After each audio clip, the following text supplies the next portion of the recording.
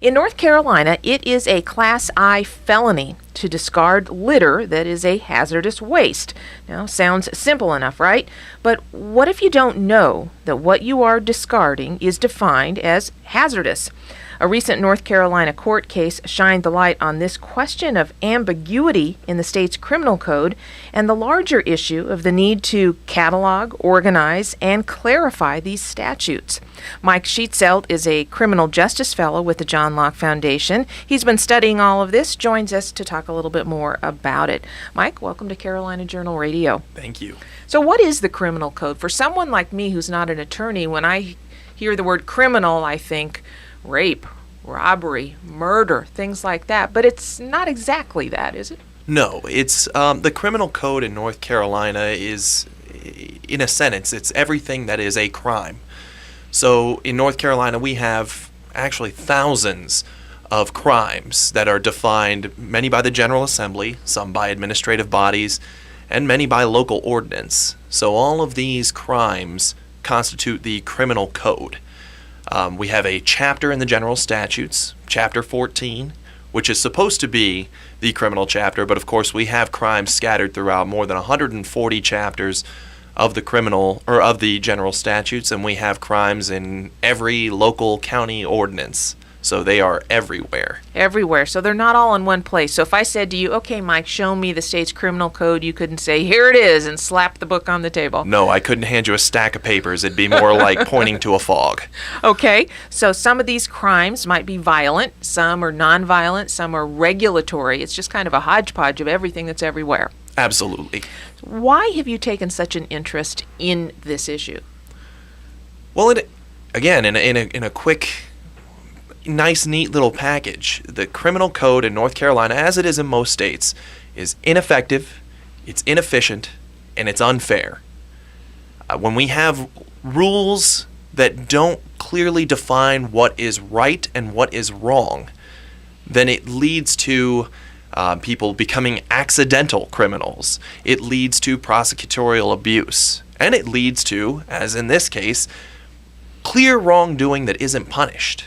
We can't have these kinds of things and expect to have a respectable criminal justice system. The criminal justice system needs to be clear to be effective. And you recently wrote a piece that kind of illustrates, I think, the points that you're talking about here. It's available at carolinajournal.com. You followed a case, or you wrote about a case, I think it was Estate versus Rankin, and it had to do with this question of what is hazardous waste, and if you litter waste, even if you don't know it's hazardous, you can end up in a lot of trouble. Tell us about the case. Right. So this was a case that I worked on while I was at the Supreme Court, working for Chief Justice Martin. And in that case, Angela Rankin had, she and her boyfriend were searching for scrap metal. They found this tank on the side of the road. They found that there was some oil in it that was making it heavy and a bit unwieldy. So they dumped the oil out into the street. They didn't realize that this oil was hazardous waste. In Miss Rankin's words, she thought it would just simply dry up. It didn't dry up, and instead, the city of Greensboro, the health department, spent more than $10,000 cleaning up the water system, cleaning up the soil, cleaning up the road that had been contaminated. So during her prosecution, she was charged with a felony because littering on its own is either an infraction or a misdemeanor. It's not a felony unless certain conditions are met, whether it's a certain amount of waste that's been dumped, or in this case, hazardous waste that's been dumped. These kinds of things heighten it to be a felony. And the reason her case ultimately went to trial is probably because the statute that creates these aggravators doesn't define what we call mens rea, a guilty mindset. So it doesn't say whether you need to know that this is hazardous waste. It doesn't say that you need to be reckless about it being hazardous waste. And it doesn't say that you're strictly liable if it's hazardous waste. So she went to the courts to try and get clarification on this question. 4.5 years from the date that she spilled this oil out, the Supreme Court handed down an opinion throwing out her indictment.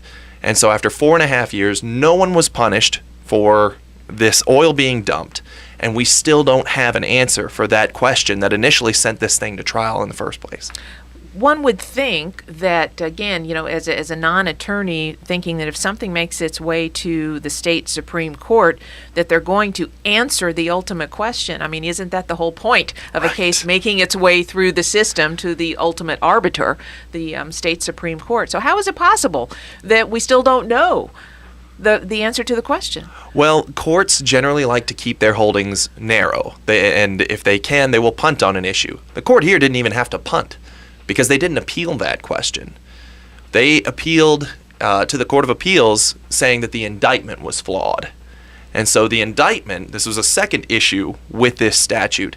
The statute isn't clear about what is an element of littering and what is an exception to littering. If you look at the statute, it is incredibly lengthy. You would think that littering would be something simple. But if you were to print it out, it would be multiple pages, and there are some things in there that look like they operate as exceptions to the littering statute. The Court of Appeals determined that one of them was an element, and if it's an element, it needs to be included in the indictment. And if you don't have a good indictment, if you don't have a valid indictment, you have no case. So in the Court of Appeals' mind, she was never even charged with littering. The Supreme Court agreed when it heard the case, and we never got an answer as to whether or not there is some sort of mens rea or culpable mindset element to the hazardous waste. Okay, so your description is interesting. It's making my hair hurt here, just thinking, how is it possible that after 4.5 years, there's really no answer here? And that gets to one of the key points of the column that you wrote at carolinajournal.com, that this case really leads to the question, why did this ever go to trial? Shouldn't it have been easier if we had had a clearer criminal code? Tell us what you would have liked to have seen in the code so that people didn't spend 4.5 years on this. Well, if the code were clear about what the mens rea is for this particular element, this likely doesn't go to trial. Meaning that, for example, if in the statute it says you either have to know something is hazardous or you don't have to know, but to clarify it one way or the other? Right. If there's a bright line there. So the issue is that a lot of the cases that go to trial are fringe cases. The ones that are clearly within the description of the law are not going to go to trial because you're probably going to get a guilty plea. The ones that are clearly outside are probably never going to be prosecuted. It's those fringe ones that go to trial. And so if we can make the lines around these crimes brighter, then what we do is we remove more from the fringe. They're either firmly inside that description or they're outside that description. There will never be a complete elimination of that fringe. There's always going to be some ambiguity in language, but the problem is that we need to make it as minimal as possible.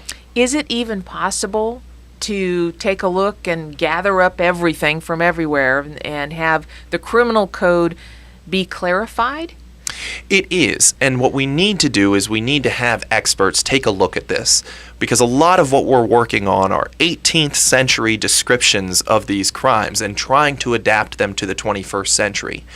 If we were to have experts come in and rewrite these crimes and define them clearly, then what we can do is we can have these brighter lines that are well adapted for the society that we live in today. It would result in a system that is more fair, that is more effective, that is more efficient.